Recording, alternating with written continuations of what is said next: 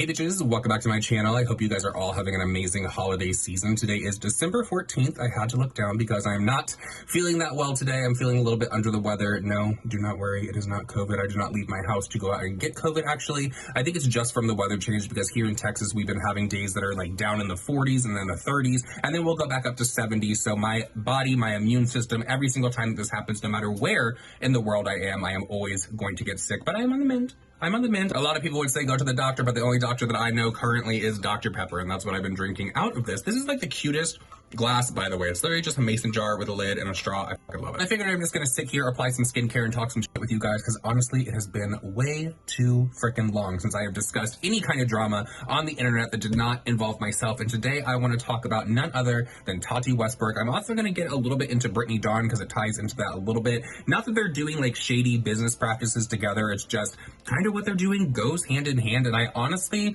do not understand it, and I don't think a lot of other people understand it because it doesn't work. So I'm going to start with Tati as I apply this toner to my skin. This is the La Mer, the treatment lotion. If anybody is curious, this is the lid of it because it literally went through the house fire that we have, and I was actually able to save it, and girl, this is expensive, so I'm not just going to leave that in a charred up house, that is for damn sure. But you guys know that I love Tati. You know that I've always supported Tati on this channel, even back when she was involved in all of the drama. She was literally the catalyst that fucking took James Charles down for like 48 hours. And I was even there supporting Tati when she came back to the internet and she basically backpedaled on a bunch that she said. She said that she'd been in talks with James, all of that kind of stuff, which backfired on her, in my opinion. A lot of people were like, you should probably leave the internet again, which she did leave the internet again. And then she came back like, what, 6 months or a year later, and all of a sudden Tati has like changed her ways and she's found Jesus. That's what I'm going to get into with Brittany Dawn Fitness as well. I don't understand why influencers, whenever they get in some huge drama and they're getting dragged across the internet, their number one thing that they go to always, I don't know if there's like a PR person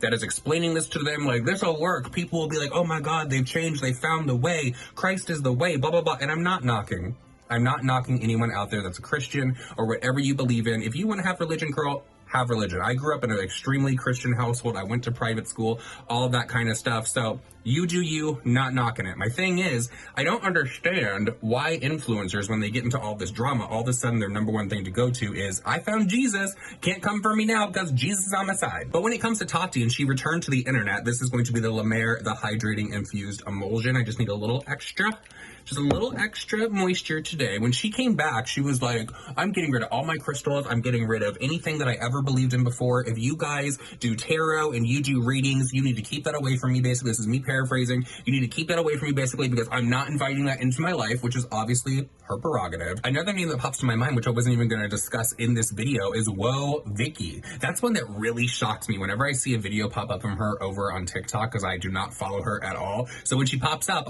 I'll look, because I mean, WOACB was a very, very problematic person on the internet, and she had a lot of people talking about her for a good long while. And then all of a sudden, WOACB releases this interview where she was talking about this influencer party that she was going to go to, but then there was like a blood pact that had to be done and some weird shit happened. She was talking about people selling their souls and all of that. And then she found Jesus.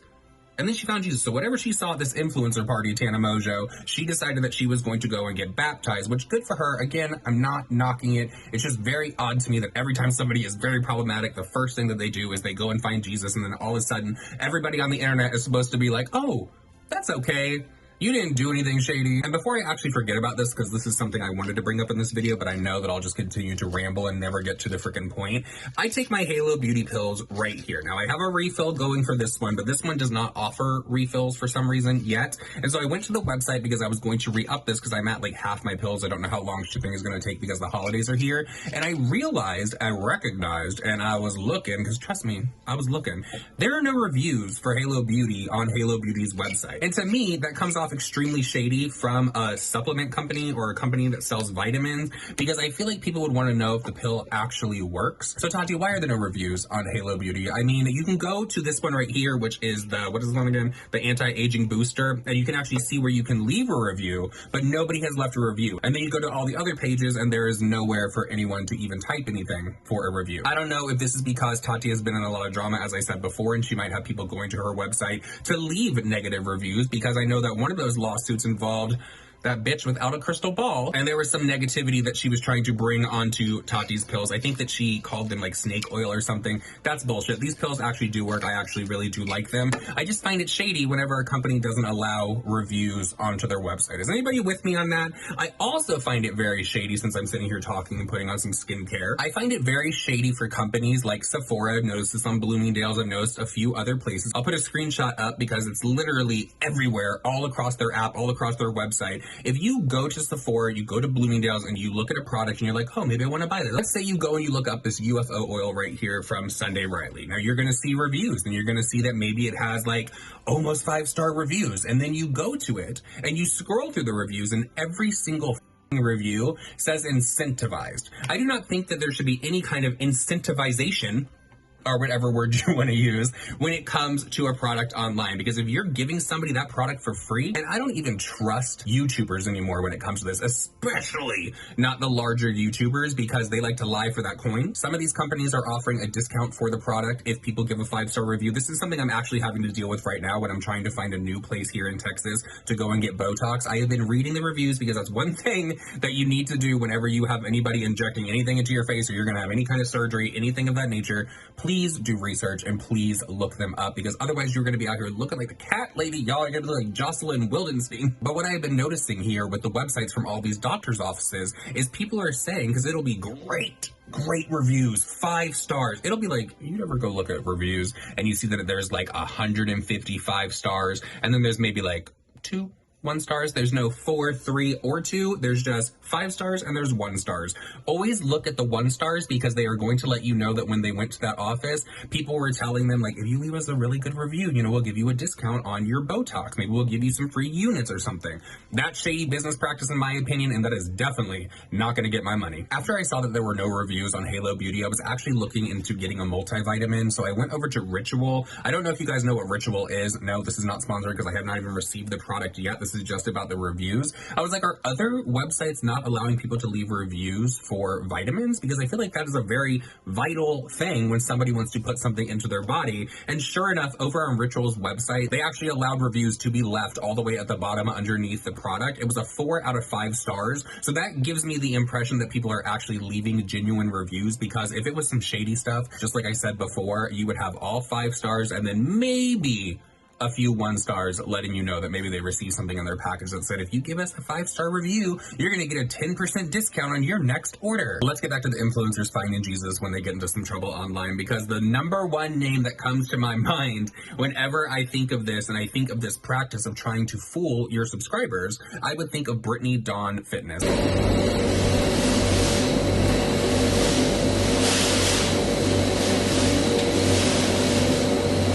Now, Brittany Dawn Fitness, you guys might remember, because she was involved in a lot of drama because she was allegedly out here scamming her subscribers and her fans, because they were buying, I'm putting on the Sunday Riley UFO right here.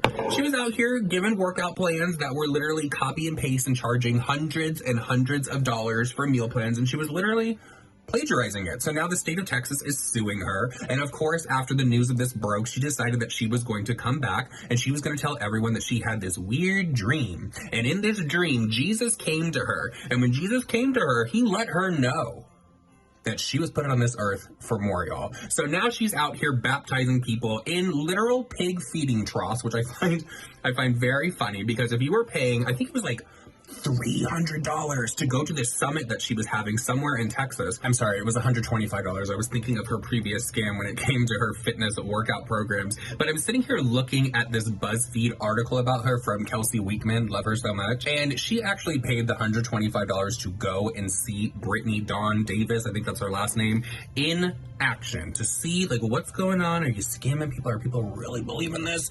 And she did. She took a picture of the feeding trough and she put it up for everyone, which I'm going to show you guys right here. It says that it was a 10-hour marathon of religious immersion, including multiple worship segments, of reflection and connection section, and a panel on life with Christ. Okay, I don't know. See, this was around the same time that Brittany Dawn was getting called out and dragged on social media, like when all of this came about, because her husband, they like went somewhere and their dog got out in their yard, and I guess somebody might have hit this dog with the car, or something happened that the husband had to like end the dog's life in the front yard. So of course, everyone was supposed to be sympathetic to her because she was praying about it, and she just knew because she prayed to Jesus that her dog was not going to make it. So her husband literally old yellered him in the front yard. One of the reasons why I'm calling such bullshit on Brittany Dawn and her Jesus journey, or whatever you want to call it, is because she does not want anyone, and she actually does not allow any questions to be asked about her past and the scandal that has gone on. And that just gives me the impression that you don't want people to know exactly what you did, because it involves you having a product here, selling it for hundreds of dollars, and people suing you because they were scammed. Now here you are over here selling another product, a summit if you will, for $125, and so you don't want any of those people thinking like, could this person be scamming in the name of Jesus? And I'm going to tell you, yes, that is my personal opinion. I do believe that Brittany is scamming in the name of Jesus. The reason why I feel that is because she went from one vulnerable group to the next. People that want to get fit and they're looking for some kind of thing online because maybe they don't want to go to a gym actually, because they don't want to subject themselves to people ridiculing them and making fun of them. We hear about it all the time. It's easier to go online and get a workout plan, what you should eat, and maybe some like at-home workouts that you can literally just Google yourself. I don't understand why people are paying so much for these personal trainers on Instagram. Like, and I'm not coming for personal trainers because I have had a personal trainer in the past. I'm just saying these people online, anybody with a nice body with some abs and maybe some pecs, you could sell things for hundreds of dollars and people will think that they can achieve what you have because of whatever your story is. You can like not have no personal training at all. You could just go to the gym and lift some weights and have nice arms, and people would be like, how do I get that? How do I achieve that? Like, what are you eating? Are you natural? Like, what's going on? So now that she's done with fitness, she's moved on to Jesus and holding these summits. And I have been to summits before. As I said, I grew up in a very Christian household. I had to go to Christian camp and all of that. 9 times out of 10, when you go to one of these summits, all the stories that you are going to hear are about how somebody had a really bad walk of life and they're trying to change it in the name of Jesus. So they felt the need to come and pay $125 so that they could listen to a group tell their same stories. I'm just over here like, stop preying on people, Brittany Dawn. That's literally what you're doing. I'm not buying this whole you found Jesus, you had a dream, and he came to you and said that you're here for something more. You are here for something more, just so you know. Everybody is. But the fact that you are choosing to take people's hard-earned money and scam them and make them believe that you are like the second coming of Christ with no issues in your past and all of that, so much that you're deleting comments and you're removing things if somebody ever says something about it, is shady to me. Like, I wouldn't be surprised if Brittany Dawn in the future opens up her own church for tax purposes. I wouldn't be surprised if this whole thing was for tax purposes, to be completely honest. And I'm even more surprised that people would not look into whoever summit that they are going to go to